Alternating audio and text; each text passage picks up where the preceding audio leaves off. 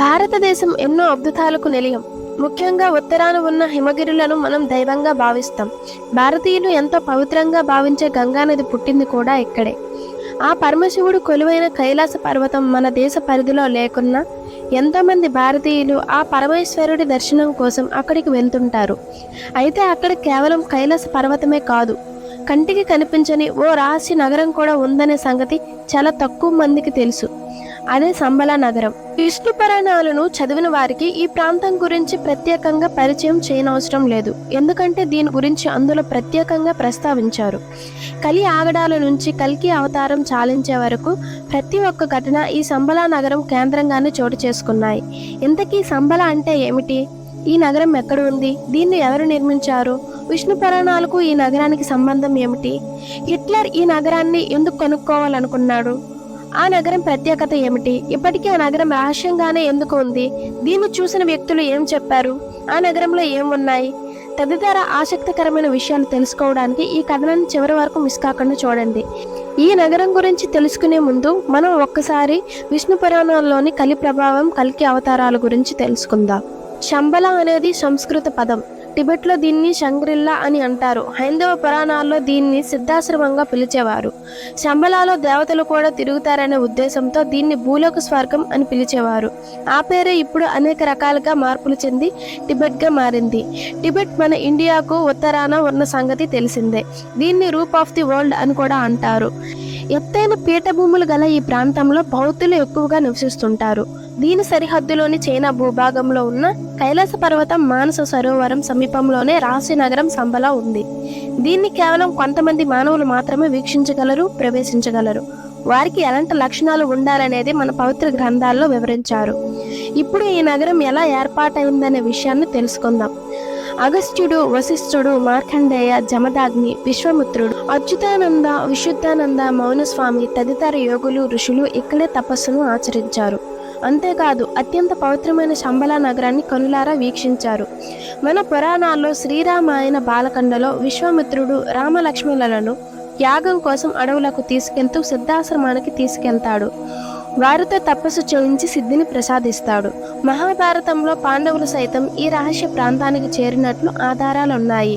పూర్వం ఒక రాజు ఋషులతో మహాయాగం నిర్వహించి వారికి అనేక బంగారు ఆభరణాలు, వేదికలు, మండపాలను దానమిస్తారు. ఋషులు వాటిని ధరించలేరు కాబట్టి రహస్యంగా ఒక ప్రాంతంలో దాచిపెట్టాలని నిర్ణయించుకుంటారు. ఇందుకు పరమశివుడిని ప్రార్థించి ఒక ప్రాంతంలో దాచిపెడతారు. శివుడి అనుగ్రహం లేకుండా అక్కడికి ఎవరూ చేరలేరు. అయితే ధర్మరాజు శివుడు ఆశస్సులు పొంది ఋషులు దాచిన ఆ రహస్య ప్రాంతానికి చేరుకొని సంపదను పొందుతాడని పురాణాల్లో పేర్కొన్నారు. విష్ణు పురాణాల్లోని కల్కి అధ్యయనంలో సంబల గురించి వివరించారు. ద్వాపర యుగాంతంలో శ్రీకృష్ణుడి నిర్యాణం తర్వాత కలి ప్రవేశిస్తుంది. ఆ కాలంలో అధర్ముడు, అసత్య అనే దంపతులకు అంబుడు, మాయ అనే కుమారుడు, కుమార్తె జన్మిస్తారు. ఆ అన్న చెల్లెళ్ళు పెద్దవాళ్ళై ఒకరినొకరు పెళ్లి చేసుకుంటారు. ఫలితంగా క్రోధ, హింస అనే పుత్రుడు, పుత్రిక పుడతారు. వారు కూడా తమ తల్లిదండ్రులలాగానే ఒకరినొకరు పెళ్లి చేసుకొని కలి అనే పుత్రుడికి జన్మనిస్తారు. అతడే కలియుగానికి అధిపతి అవుతాడు. కలికాలంలో అధర్మం, అన్యాయాలు పెంచుమీరుతాయి. నూనె కారుతున్నట్లుగా ఉండే నల్లని శరీరం, కాకి వంటి కడుపు, నల్లని సొరంగ వంటి నోరు, ఎర్రని మిడిగుడ్లతో ఉండే కలి శరీరం నుంచి నిత్యం అశుద్ధపు దుర్వాసన వస్తుంది. జోదం, మద్యపానం, స్త్రీలతో సంపర్కం వంటి అవలక్షణాలతో కలి లోకాన్ని పాలిస్తుంటాడు. కలి పాలన వల్ల లోకమంతా పాపులతో నిండిపోతుంది. దైవాన్ని చిన్న చూపు చూస్తారు. నాస్తికులు పెరిగి దైవారాధన అంతరించిపోతుంది. ఎవరు కిరాతమైన బుద్ధులతో ఉంటారో వాళ్ళలోకి కలి ప్రవేశించి నీచమైన పనులను చేయిస్తుంటాడు. అలా 4 పాదాలుగా మానవ లోకం పాపాల పుట్టగా మారి ప్రజలు క్షుద్ర పూజలతో ప్రతికూల శక్తులను పూజించడం మొదలు పెడతారు. దీంతో దేవతలు శ్రీ మహావిష్ణువును ఆశ్రయించి లోకాన్ని రక్షించాలని వేడుకుంటారు. ఈ మేరకు శ్రీ మహావిష్ణువు దేవతలకు ధైర్యం చెబుతూ భారత వంశంలో సంబల అనే నగరంలో జన్మిస్తానని చెబుతాడు. ఆ నగరంలో విష్ణుయసుడు, సుమతి అనే పవిత్రమైన దంపతులకు పుత్రుడిగా జన్మిస్తానని చెబుతాడు. లక్ష్మీదేవి సింహాల ద్వీపంలో పద్మావతిగా అవతరిస్తుందని పేర్కొంటాడు. ఇచ్చిన మాట ప్రకారం విష్ణుయసుడు సుమతిలకు 4 చేతులతో శ్రీ మహావిష్ణువు జన్మిస్తాడు. పవిత్ర గంగా ప్రక్షాళనతో ఆ 4 చేతులు 2 చేతులవుతాయి. మృత్యుంజయుడైన మార్కండేయుడు కల్కి అని నామకరణం చేస్తాడు. ఉపనయనం తర్వాత కల్కి తండ్రి వద్ద సెలవు తీసుకొని శాస్త్ర విద్యలు వేదాలు నేర్చుకోవడానికి ప్రయాణమవుతాడు. మార్గ మధ్యంలో పరశురాముడు కనిపించి కల్కిని మహేంద్రగిరికి తీసుకెళ్తాడు. అక్కడ 64 విద్యలను కేవలం 4 నెలల్లోనే నేర్చుకుంటాడు. అనంతరం కల్కి బిల్వోదక క్షేత్రానికి చేరుకుంటాడు. అక్కడ శివుణ్ణి ప్రార్థించి సాక్షాత్కారం పొందుతాడు. ఈ సందర్భంగా శివుడు కల్కిని తన ఒడిలో కూర్చోబెట్టుకొని జన్మ రహస్యం చెప్తాడు. కలికాలంలో పాపాలను అంతం చేయడానికి ఈ అవతారంలో దివ్య శక్తులు గల గరుడ అశ్వాన్ని బహుకరిస్తాడు. అనంతరం రత్నపు పిడికిలి గల ఖడ్గాన్ని అందిస్తాడు. ఈ నేపథ్యంలో కల్కి సింహాల దీపానికి చేరుకొని పద్మావతిని పెళ్లి చేసుకుంటాడు. అక్కడి నుండి సంబలాకి తిరిగి ప్రయాణం అవుతాడు.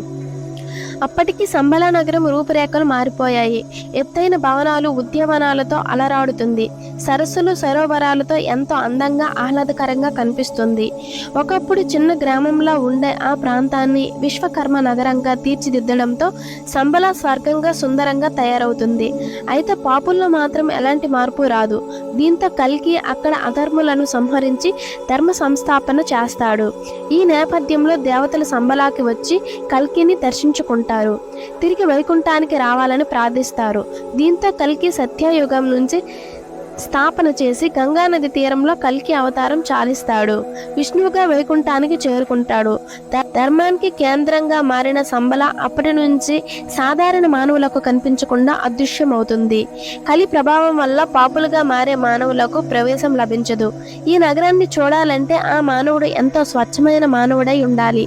సత్యం, ధర్మం, అహింసను పాటించే పుణ్యాత్ములకు మాత్రమే సంబల నగరాన్ని చూసే భాగ్యం దక్కుతుందని పురాణాల్లో పేర్కొన్నారు. 1889లో జన్మించిన ఆనందబాయి హిమాలయాల్లో సుమారు 20 నుంచి 25 అడుగుల ఎత్తుగల మనుషులను చూశామని చెప్పడం గమనార్హం. వారంతా 5000 ఏళ్ల నాటి ద్వాపర యుగానికి చెందిన మనుషులని పేర్కొన్నారు. రష్యాకు చెందిన హెలీనా హిమాలయాల్లోని అతి రహస్యమైన ప్రదేశాల అన్వేషణలో భాగంగా ఆమె సంబలాకు చేరుకున్నారు. ఆనందమయ్య చెప్పినట్టే ఆమె ద్వాపర యుగం నాటి మనుషులను చూశానని తెలపడం గమనార్హం. ఈ విషయాన్ని ఆమె రాసిన ఐసిస్ అన్ఫీల్డ్ ది సీక్రెట్ టాక్టిరెనేలో కూడా రాశారు. వారితో ఉన్న కొన్ని ఫోటోలను కూడా ఆ పుస్తకంలో ప్రచురించారు.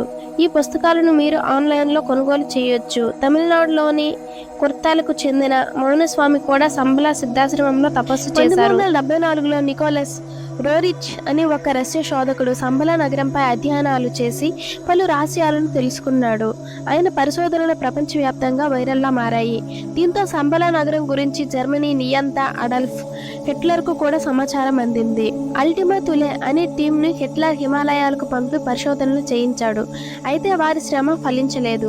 సంబలా నగరాన్ని కనుగొనలేక వెనుతిరిగారు. చాలా ఏళ్ల తర్వాత మళ్ళీ సంబలా నగరాన్ని చూసిన వ్యక్తుల్లో ఒకరు వడ్డిపర్తి పద్మాకర్. 1980లో ఆయన హిమాలయాల్లోని ఓ గుహలో కఠోర తపస్సు చేస్తున్నప్పుడు విపరీతమైన మంచు తుఫాన్ ఏర్పడిందని, ఆ వాతావరణాన్ని తట్టుకోలేకపోతున్న సమయంలో ఓ సుమారు 20 అడుగుల ఎత్తైన వ్యక్తి తన తలను పట్టుకొని జనావాసాలు ఉన్న ప్రాంతంలో వదిలి వెళ్ళిపోయాడని ఆయన తెలిపినట్లు సమాచారం. దివ్య దృష్టి గల వ్యక్తులు సంబలాలోకి ప్రవేశం సులభమని, ఇది కేవలం యోగ సాధనతోనే సాధ్యమని పురాణాల్లో పేర్కొన్నారు. అయితే ఇప్పటి వరకు వెళ్ళిన వ్యక్తులు కేవలం సంబలా నగరంలో మనుషులను మాత్రమే చూసి వచ్చినట్లు తెలుస్తుంది. అసలైన రహస్యం నగరంలోకి అడుగుపెట్టడం వారికి సాధ్యం కానట్లు సమాచారం.